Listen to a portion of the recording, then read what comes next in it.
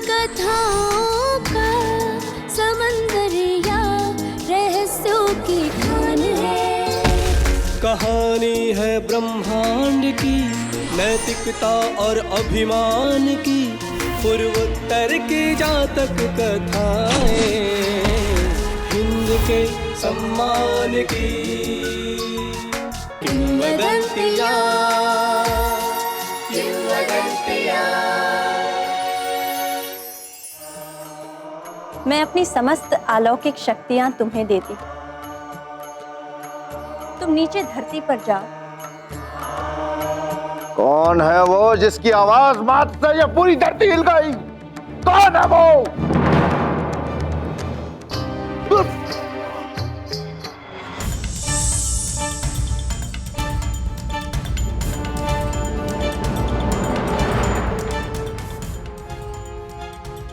क्या हो रहा है भाई?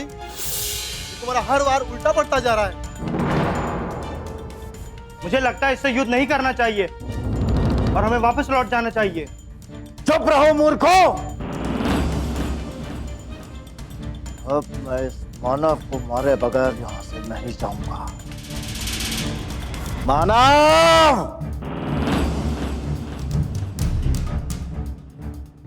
तुम इस मायावी युद्ध में तो मुझसे जीत सकते हो, परंतु अगर तुम में बल है तो आओ और मुझसे मल्ल युद्ध करो।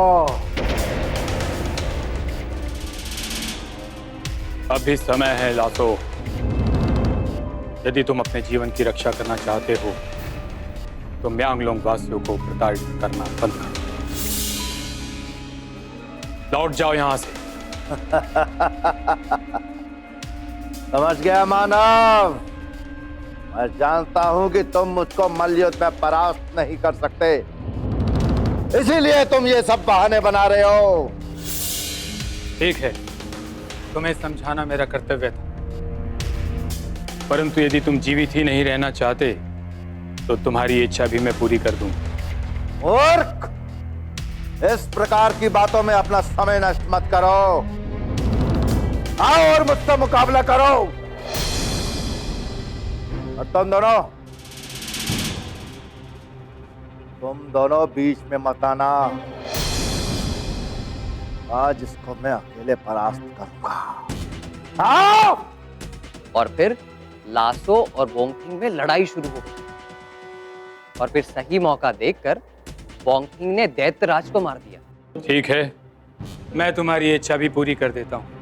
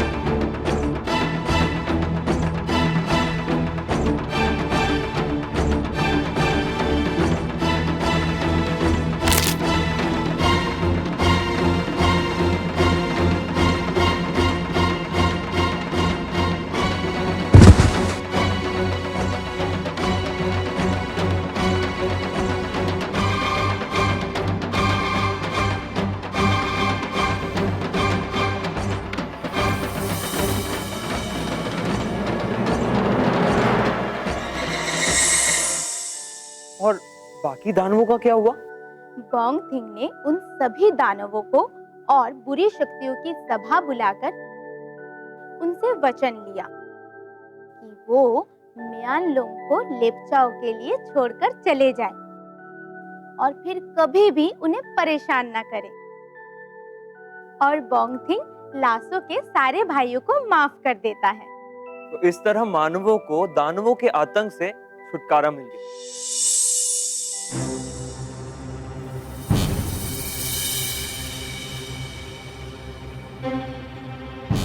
मेरी तुम लोगों से कोई दुश्मनी नहीं है। यदि तुम लोग वचन दो कि तुम म्यांगलोंग वासियों पर कोई अत्याचार नहीं करोगे तो मैं तुम्हें क्षमा कर दूंगा, जाने दूंगा। हाँ, हम वचन देते हैं। हाँ, हम वचन देते हैं। ठीक।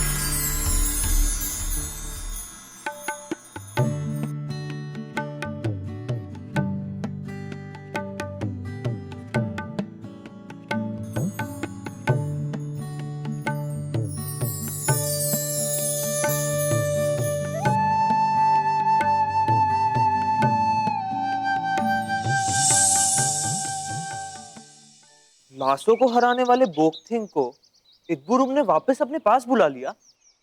शेराबू को अब आगे की कथा तुम ही सुनाओ। तुम ही सुना दो, तुम्हारे सुनाने से कथा थोड़ी बदल जाएगी।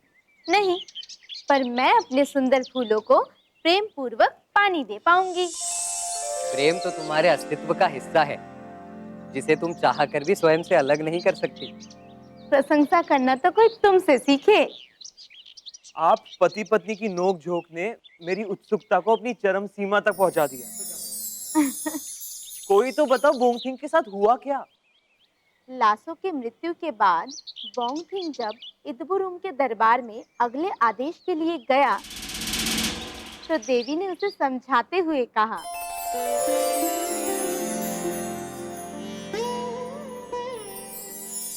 क्या हुआ बोंगथिंग? क्या पवित्र घाटी में तुम्हारा मन नहीं लग रहा? आपके चरणों से दूर संसार की सारी पवित्रता और सुंदरता होने के बावजूद मेरा मन आपकी सेवा में ही लगा रहता है। भला एक पुत्र अपनी माता से कब तक दूर रह सकता है? मेरी सेवा में कोई कमी तो नहीं रह गई माता? बोंगथिंग, मुझसे दूर रहकर भी तो तुम मेरी ही सेवा कर रहे हो। जनमानस कल्याण के लिए ही तो तुम्हारी उत्पत्ति हुई है। हे मां, आपके आदेशानुसार लासो के वध के उपरांत म्यांगलोन की घाटी में मेरा जो उद्देश्य था वो पूर्ण हुआ है। अब मैं अपने लोग वापस लौट आना चाहता हूं। मां, मैं आपकी सेवा आपके समीप रहकर करना चाहता हूं। नहीं बोंगथिंग, तुम्हारा काम तब तक अधूरा है जब तक तुम लेप्चा समुदाय को आगे बढ़ाने में उनकी मदद नहीं करोगे। तुम्हारा कार्य तब तक पूर्ण नहीं होगा। हे मां, आप तो सृजन करता है, आप तो सबकी माता हैं, तो भला मुझ जैसे तुच्छ सेवक से किस तरह का सहयोग हो पाएगा? मां, म्यांगलोन के लेप्चा आपकी अपनी रचना है, तो उनका अहित कैसे हो सकता है? मां बोंगथिंग, तुम मेरे बहुत प्रिय हो। तुम जानते हो मैं क्या चाहती हूँ। म्यांगलोन के लड़ाकों ने लासो से युद्ध में तुम्हारी सहायता की थी। अब मैं चाहती हूँ कि तुम उनको अपना पूरा कार्यभार सौंप दो। मैं आपकी मंशा समझ गया हूँ मां। आप जैसा चाहती हैं बिल्कुल वैसा ही होगा। अब अनुमति दें।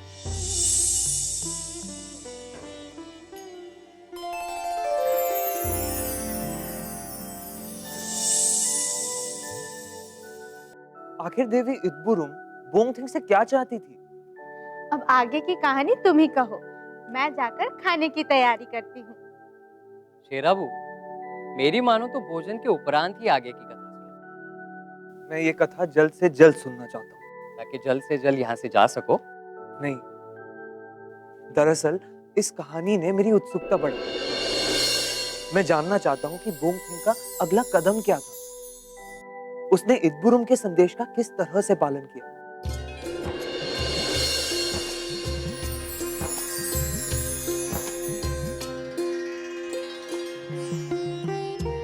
माँ इदबुरुम के आदेशानुसार तुम होगे वारफोंग पुस्तो, जो आगे चलकर लेप्चा समुदाय कहलाएगा। माँ इदबुरुम का आदेश सर्वोपरि है।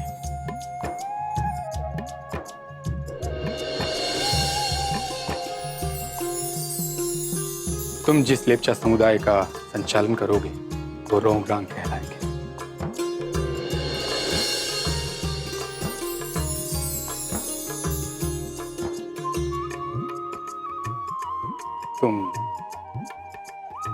तुम कर्ता कमू लेप्चा कहलाओगे।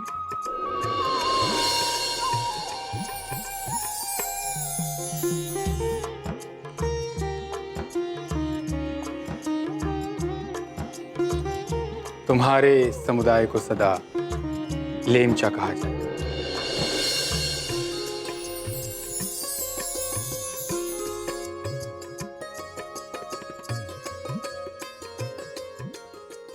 और तुम होगे सुंग तमु लेमचा के सरदार।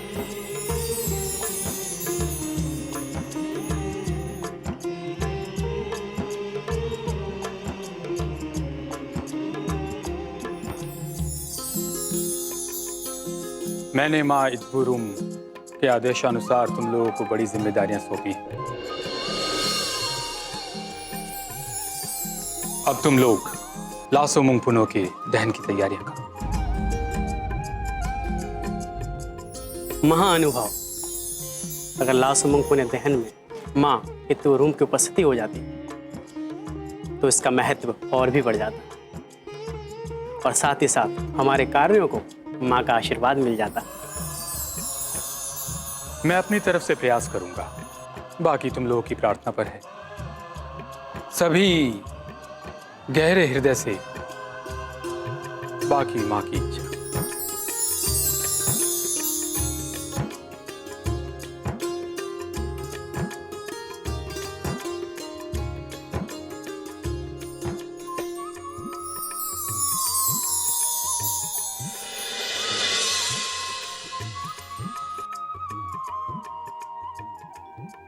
हे मां, आपके आदेशानुसार मैंने लेप्चा समुदाय से 5 प्रतिनिधियों को चुनकर उन्हें मुखिया बना दिया है तथा उन्हें उनके कार्य एवं कर्तव्य अच्छी तरह से समझा दिए हैं।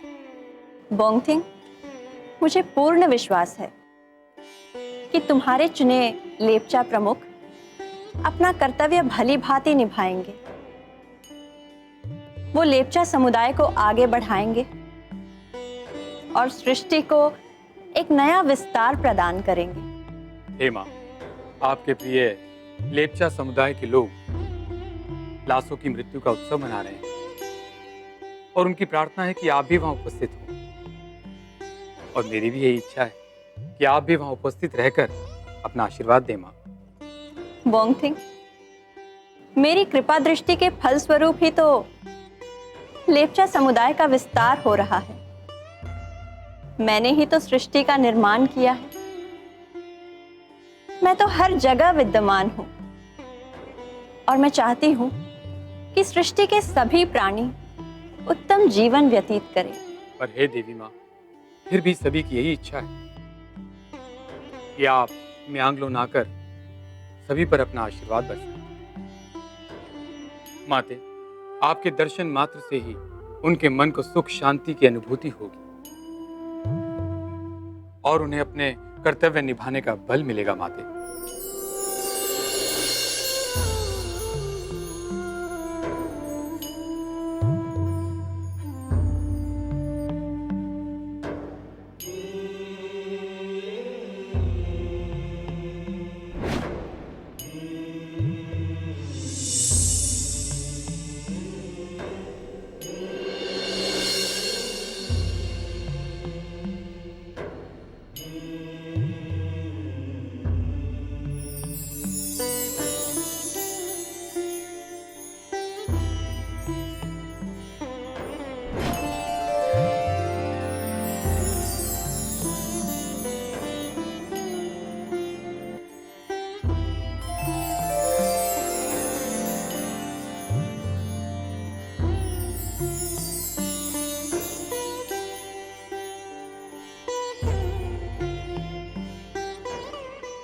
आपके आगमन से हमारा ये उत्सव पूरा हुआ।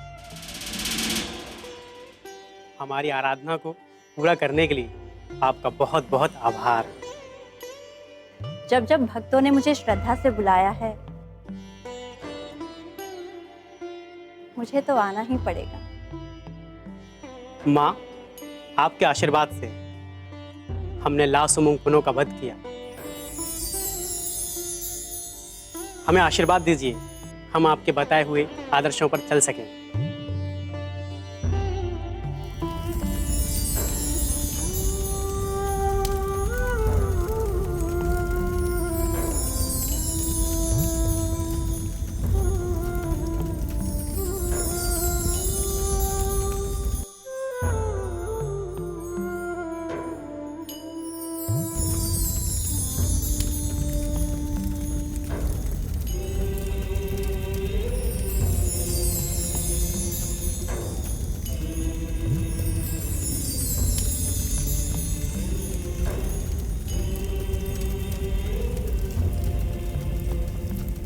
माँ, अब मुझे भी आज्ञा दें।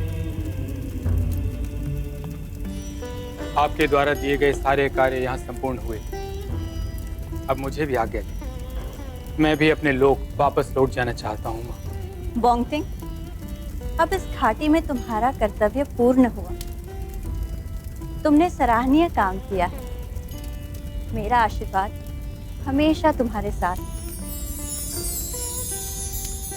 और हाँ, मैं तुम्हारी शिक्षा को भी समझती हूँ। तुम मेरे साथ चलोगे। माँ, अगर बोंगटिंग चला गया तो फिर हमारा क्या होगा? यहाँ से अब अपना रास्ता तुम्हें स्वयं ही तय करना होगा। बोंगटिंग का कर्तव्य पूर्ण हुआ। अब मेरे आदेशों का पालन तुम सबको करना होगा और लेप्चा समुदाय को आगे विस्तृत करना भी तुम्हारा ही काम है। चलो बोंगटिंग।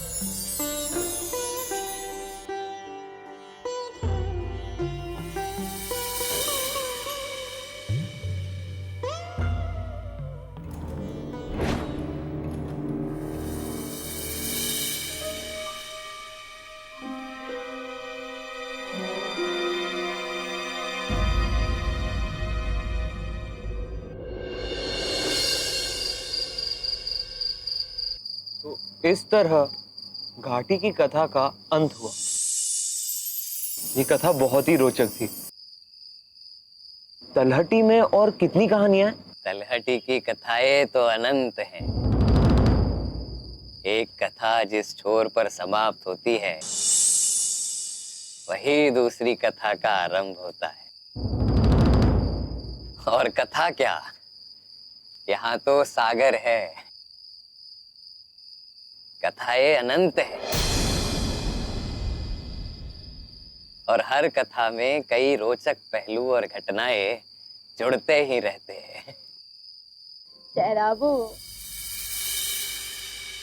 तुम्हें देखकर मुझे तारबोंग नोम की याद आ रही है। तारबोंग नोम, ये कौन था? तुम्हारी ही तरह एक युवा शिकारी था। एक दिन जब वो शिकार करके घर लौटा,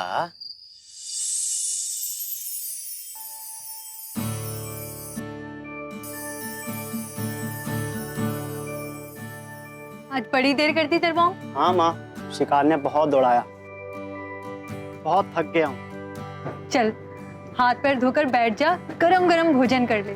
नहीं माँ, अभी तो इसको पकाओ साफ करके। बहुत भगाया इसने, इसलिए यही खाऊंगा। पता है माँ, मैंने एक निशाना लगाया और वो सीधा जाके खरगोश को लगा। बस बस, कभी भी अच्छे शिकारी अपनी प्रशंसा अपने ही मुख से नहीं करते। माँ, आपको नहीं पता, ये बहुत तेज भागते हैं। माँ, तुम्हें पता है ये खरगोश कितनी तेज भागते हैं? इसका शिकार करना बहुत कठिन है। और आप तो पहले से एक शिकारी हो। बहुत अच्छे से पता है बेटा तरबोंग, तुम अभी नए नए शिकारी बने हो, वरना खरगोश जैसे छोटे से जानवर के लिए इतना सब नहीं बोलते। माँ, तुम्हें पता है ये छोटे जरूर होते हैं, लेकिन ये बड़े बड़े जानवरों से कहीं ज्यादा तेज और शातिर होते हैं, और अपने छोटे से शरीर की वजह से शिकारी को बहुत परेशान करते हैं। झट से झाड़ियों में घुसकर छिप जाते हैं और शिकारी को बहुत परेशान करते हैं, और कभी कभी तो ये दिखते ही नहीं। ये बात तो तारबोंग ने सही कही कि खरगोश शिकारी को बहुत भगाता है। हाँ, तुम शिकारी हो ना, तो इसीलिए तुम्हें शिकारी का मर्म पता है। शायद तुम नहीं जानते कि तरबोंग नोम की माँ भी अपने समय की बहुत बड़ी शिकारी थी। सारे गांव में उसकी चर्चा थी। वो बड़े से बड़े शिकार को बड़ी आसानी से मार गिराती। तब तो वो शिकार करने के साथ साथ उससे होने वाले खतरों से भी भलीभांति परिचित होगी,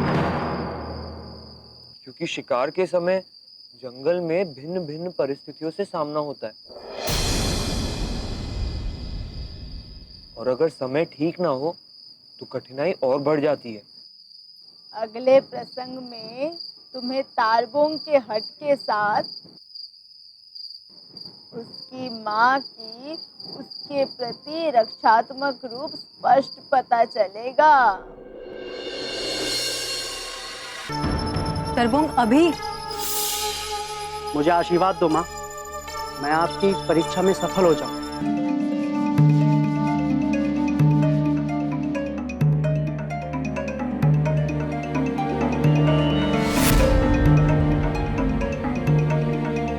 मेरा पीछा मत करो। मेरी बात तो सुनो।